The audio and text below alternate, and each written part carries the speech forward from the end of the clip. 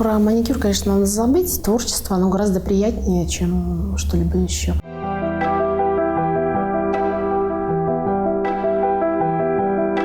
Печка, огонь – это уже, может, божественное вмешательство какое-то. Мифология, она интересовала постоянно. В мифологических символах, в общем-то, заложена основа мира, основа мироздания. Мне бы хотелось, чтобы мои изделия наталкивали на какое-то размышление.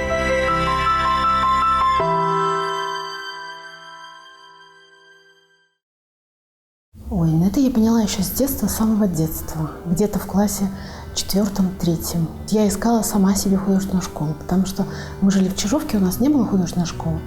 Вот, и я вот ходила, искала какие-то маленькие студии, кружки непонятные. Когда открылась у нас в Чижовке художественная школа номер 2, то мама, естественно, взяла меня за руку и быстренько туда повела. Вот. И оказалось так, что там набор уже закончился, к сожалению. Вот. Но мы принесли с собой рисунки, там какие-то работы, и они нам сказали, что мы зачислим вашу девочку сразу на 2-й курс. Потом классический вариант, как бы, то есть с детства вот такая мечта возникла, быть художником.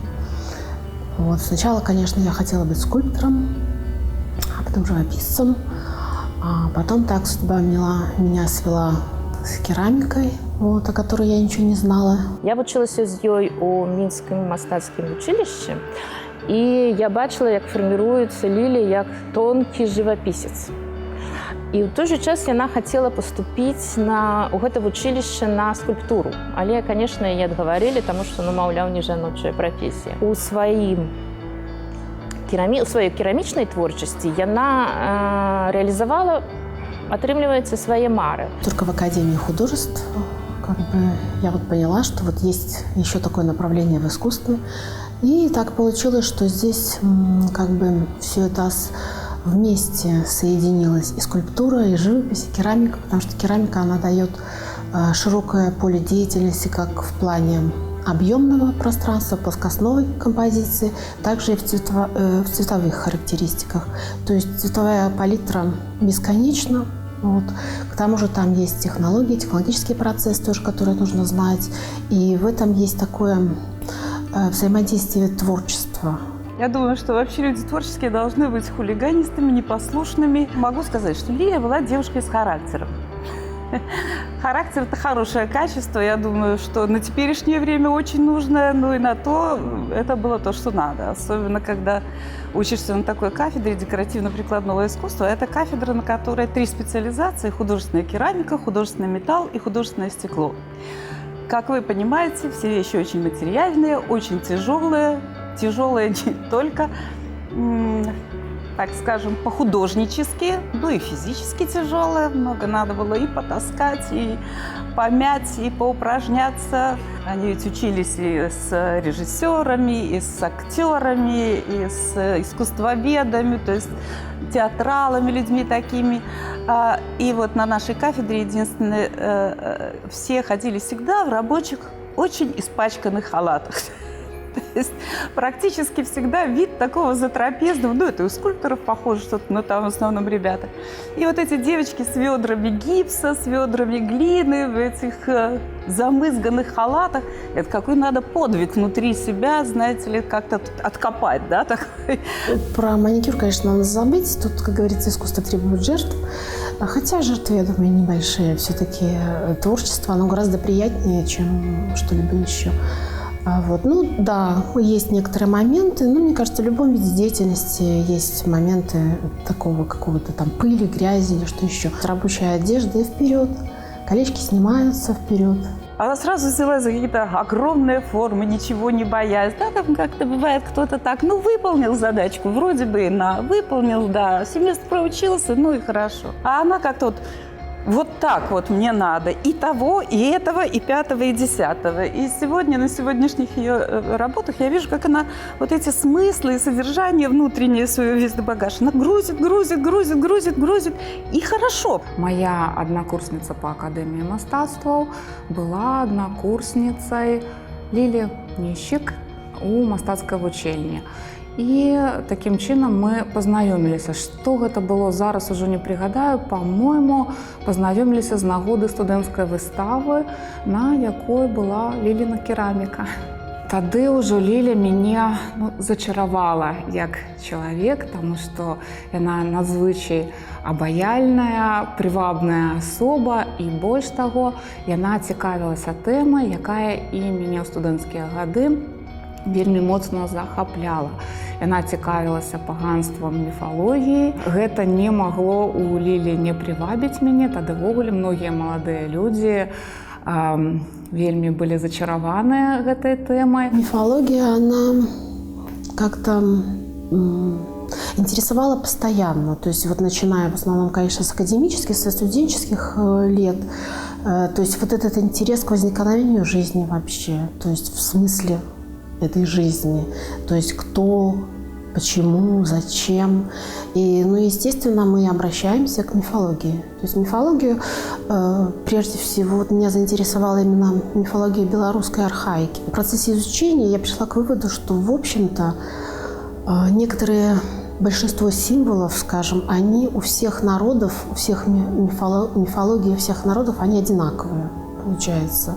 То есть получается, что либо мы созданы были одновременно, либо еще какие-то там странности. Может, мысль передается на расстоянии. Паганская серия Лілі, яна гаворыць пра ўзаемасувязь мікракосмоса чалавека і космоса ўжо сусветнага.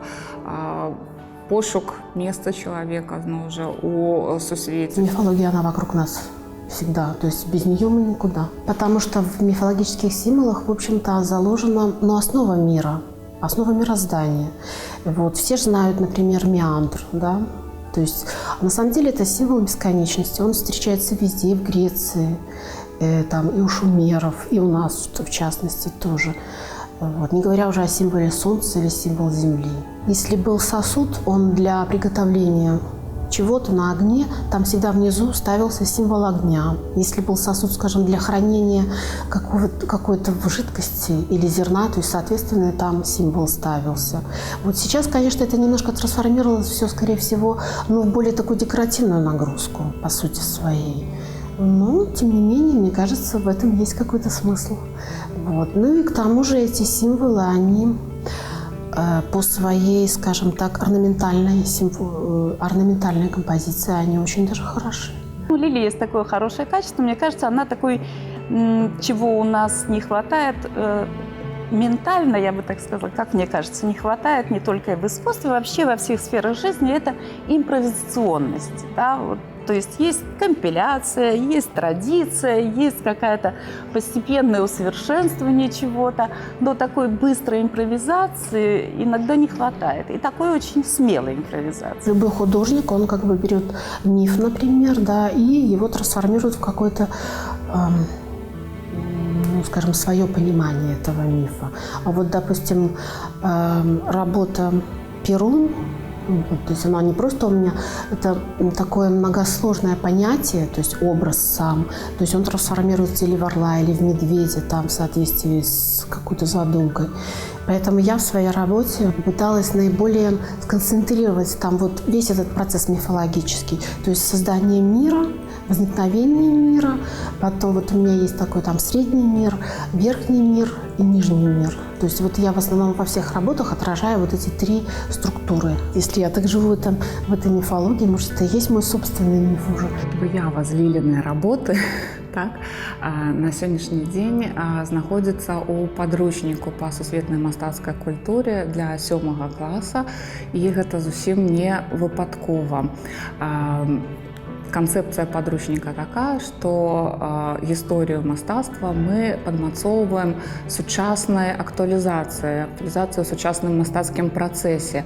І Ліліна творчасць якраз таки з'яўляецца яркай ілюстрацыяй гэтай актуалізацыі спадчыны старажытнай у сучасным мастацтве. Яе работа «Велес» якраз ілюструе актуалізацыю старажытных славянскіх поглядаў у сённяшняй культурнай прасторе. Еще есть особенное такое качество, которое не всем под силу оказывается, кто собирается, например, учиться в студенчестве. Ну, Лилии оказалась под силу, и как она выстроила свою жизнь, это качество такое важное. Керамика не делается за один день. Даже живопись или какую-то идею contemporary art можно вот как-то вот сесть, сбацать тут и, ну, как-то вот, как говорится, на эмоции, на живой эмоции, как кровью нашарахать. А керамика – это сначала надо задумать, потом надо долго к этому готовиться, готовить материал, потом долго это формовать, лепить, сушить методично, технологично, чтобы это все не пошло на смарку. И вот умение сохранять эмоциональный настрой на весь этот процесс, который длится там, объекта такой, ну, вот он есть и есть, да, а делать его приходится иногда месяцами. А по дороге приходят какие-то идеи. Вот не отчаяться, не оторваться. Печка – это, как говорится, самое волшебное, что есть в керамическом производстве, в керамическом творчестве. То есть художник всегда что-то планирует. То есть, ну, мы же прошли все-таки обучение, мы знаем результат, который должен получиться в итоге. Во всяком случае, мы его предполагаем. Но когда, получается, достаешь из печки готовые изделия, всегда появляются какие-то сюрпризы. То есть печка, огонь – это уже такое, скорее всего, может даже, ну, может, божественное вмешательство какое-то, сказать, наверное. Вот, потому что, ну, есть разные, в зависимости, обжиг какой происходит, где изделие стоит, в каком месте в печи. И среда, опять же, влияет в печи. И всегда это сюрприз. То есть иногда это неприятный сюрприз. То есть не то, что ожидал, ну, немножко расстраиваешься, но, в принципе, есть такой, скажем, момент, то не надо торопиться, надо отставить изделие, можно даже его закрыть, спрятать, а потом достать через некоторое время и посмотреть. Ну, может, этот результат, который не ожидался, он даже лучше, чем то, что ты ожидал. Может быть, изменение цвета, например. Вот. К тому же глазури, они же тоже по-разному всегда ложатся. То есть на каждом черепке или глина, или фаянс, или фарфор, или шамот. Но я в основном люблю работать с шамотом и с глиной. Вот, то есть глобальные вещи такие высокие, они позволяют все-таки, ну, вернее, даже не позволяют, а реальность их выполнить именно из материала такого более грубого. А шамот, он тоже разный бывает. Бывает белый, бывает такой более бежевый, бывает красный. И, соответственно, каждая глазурь, каждый оксид ложится по-своему. Калі паглядзець на паверхні яе твораў, яны сапраўды вельмі жывапісныя. Там вельмі шмат дэкору, вельмі шмат колеру.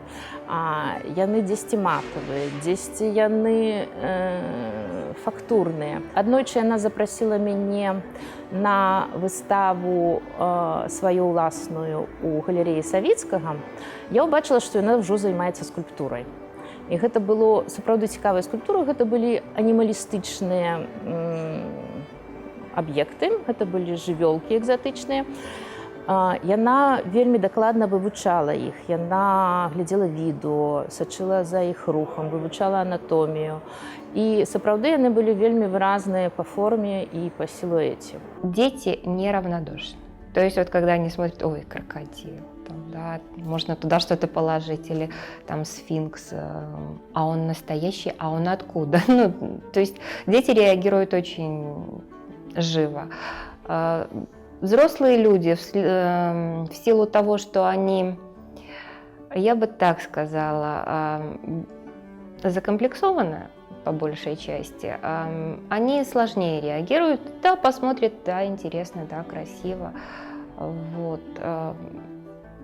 С картинами проще. Вот женщине понравилась работа, она просто в нее влюбилась. Она один раз пришла, второй раз пришла, третий раз пришла и купила.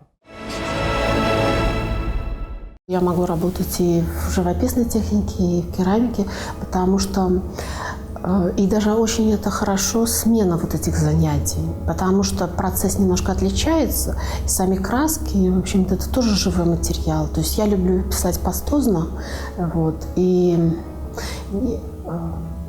тут идет работа с плоскостью, то есть совершенно другое восприятие получается. Ну и, соответственно, работаю тоже. Но в основном я люблю писать с натуры. Вот, то есть объекты, как вы видите, природные. Хотя в них тоже интересно находить структуру, погружаться в этот мир. Вот в этот мир, ну, скажем, в живописи у меня идет только момент созерцания. любования, наблюдения. То есть ты окунаешься в этот мир природы, а она дает тебе тоже силы какие-то. То есть она дает вдохновение, опять же, то же самое, спокойствие, умиротворение. Она колорист. Яна вельмі цікава, яе жывапіс кантрастуе з яе эксперыментамі в кераміцы. Яе жывапіс вельмі гарманічная, вельмі спакойная, вельмі каларыстычная. Мне здаецца, яна адпачывае.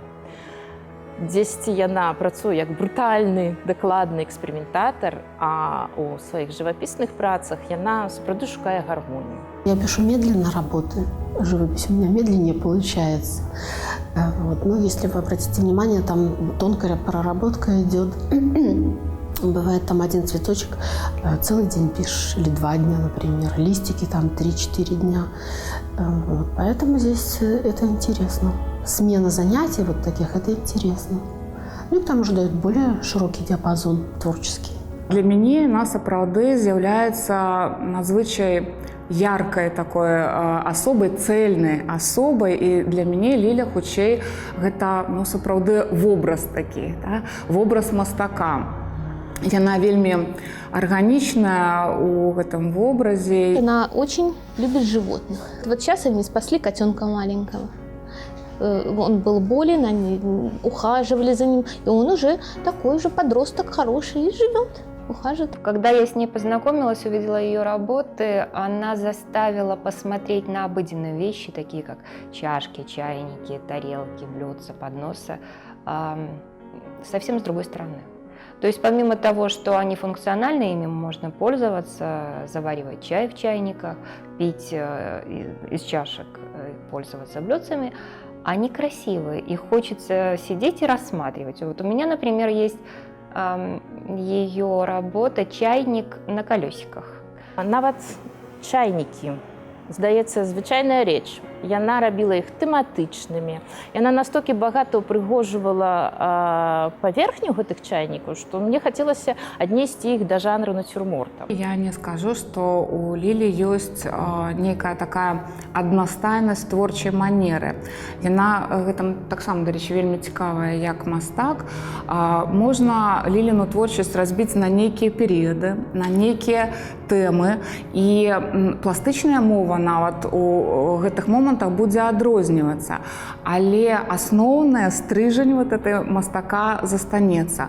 Ліля заўсёды даследуе ў сваёй творчасці пытанні такого мікракосмосу чалавека. Гэта выяўляецца у самых розных рэчах, ад яе калекцыі чайнікаў да глобальных нейкіх работ.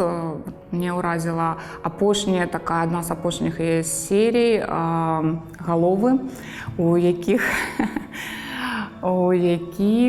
цэлы сувой нейкіх складаных уяўленняў, думак, вобразаў, і вот эта магчымасць зазірнуць у галаву да іншага чалавека, трошкі прыадчыніць вот гэтыя дзверцы. Гэта таксама адна з вельмі характэрных праяў Лілінай творчасці. Само вдохновение, конечно, процесс такой сложный. Там муз или муза должна появиться. Но на самом деле это, мне кажется, настоящий художник, он независим от вдохновения или каких-то там еще посторонних вещей. То есть всегда есть постоянное желание работать, что-то сделать. То есть постоянно находишься в каком-то таком поиске. То есть это не то, что напряжение, а что бы ни делать, там какую-то даже домашнюю работу, но все равно мысль идет в каком-то определенном направлении. Тем более, если есть какая-то задумка, она уже есть в голове, но еще не сформировалась. То есть вот это все время крутится. Сначала, да, конечно, какие-то маленькие эскизики, почеркушки, но я не рисую там сразу это все в проектах, то есть таких, чтобы вычертить там до миллиметра, потому что нет смысла так как в процессе работы все это меняется, вот, и, допустим, от эскиза, то, что нарисовал эскиз в материале, он может совершенно по-другому выглядеть. И это даже интересно, потому что ты, когда начинаешь работать с материалом, появляются какие-то новые идеи, новые фактуры, новые возможности. У нее и в цвете, и в количестве деталей, в ее керамических объектах. Всегда вот эта эмоциональность, она видна. Она все дрожит, шевелится, и каждый зритель, который подходит, он как бы вот туда внедряется, может иногда что-то добавить от себя, захотеть или разобрать на части, захотеть. Но это, конечно, такие образы наших состояний, такие портреты, будь то там, неважно, крокодилы или зиккураты какие-нибудь, или там какие-то невероятные вообще пластические объекты. Тем не менее, это такие автопортреты. Работы у нее достаточно сложные и глубокие, наполненные смыслом и, как правило, такие многоплановые. То есть то, что видно изначально, детали ты видишь уже потом. То есть наполненные смыслом. И есть скрытые, очень много скрытых моментов. Картины очень интересные. То есть это говорит о том, какой человек на самом деле. Идет эскиз, потом идет, значит, придумывается сразу способ, метод изготовления, опять же, метод декорирования. То есть это все воплощается в объем, там, ну или, скажем, в плоскостную композицию. Но в основном я люблю работать с объемами, конечно. Вот. И дальше потом это идет, сохнет изделие. Вот.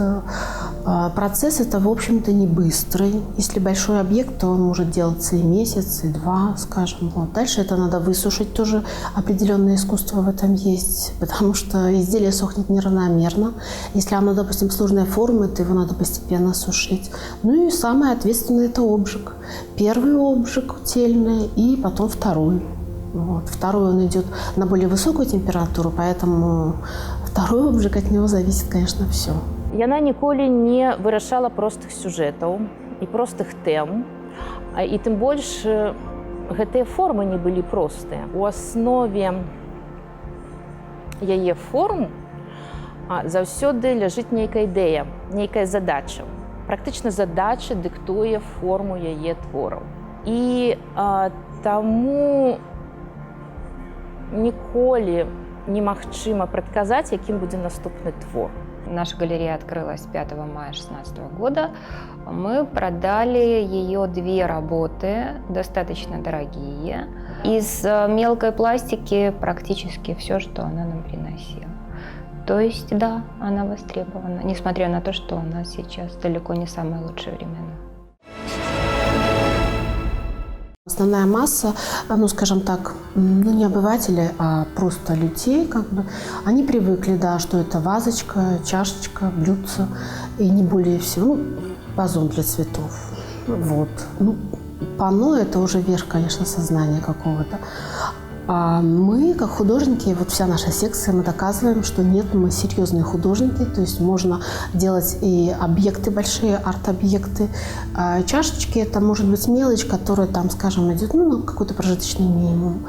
Вот. А в общем-то мы занимаемся и скульптурой тоже. Скульптура что же, она идет, может быть, и в керамике, и портрет тот же, и голова, и бюст, вот, и даже в полный рост человека, собственно говоря, любой объект. То же самое и, скажем, интерьерная вещь, она может нести нагрузку не просто как декоративный объект, хотя мы называемся, скажем, секция декоративно-прикладного искусства, но мне кажется, это неправильно.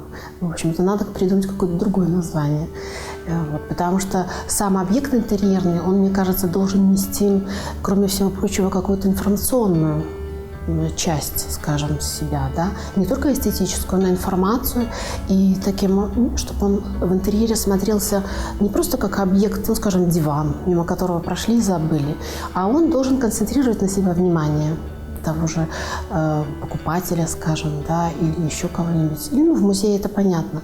Вот, чтобы человек, проходя мимо, мог задумываться или, скажем, сидя, размышляя там за чашкой кофе или за бокалом вина, он должен размышлять все-таки о чем-то, правильно? Мне бы хотелось, чтобы вот мои изделия наталкивали на какое-то размышление. Я даже чашками своими, которые ручную сделаны, не разрешаю пользоваться домашним, потому что это как, ну, как ребенок. Понимаете, то есть вложил душу туда, что ты сделал, а, как правило, домашним там, ну, разбил, ну, ладно. Вот, поэтому так как-то трепетно относишься ко всему этому. Когда-то мама меня, помню, когда я этим занималась, она, конечно, не хотела, особенно от скульптуры меня отговаривала, вот, что это очень тяжело для девушки, и вообще зачем тебе это надо, это живопись и все такое. Но они привыкли, потому что они видели, что человек с детства, если стремится, то это надо поощрять. Если запрещать, то это, конечно, будет плохо. К тому же как-то мама сказала, а если у тебя все это отобрать? Ну, вот не дать тебе этим заниматься, скажем. Вот. Но я ей сказала, что нет смысла тогда жить.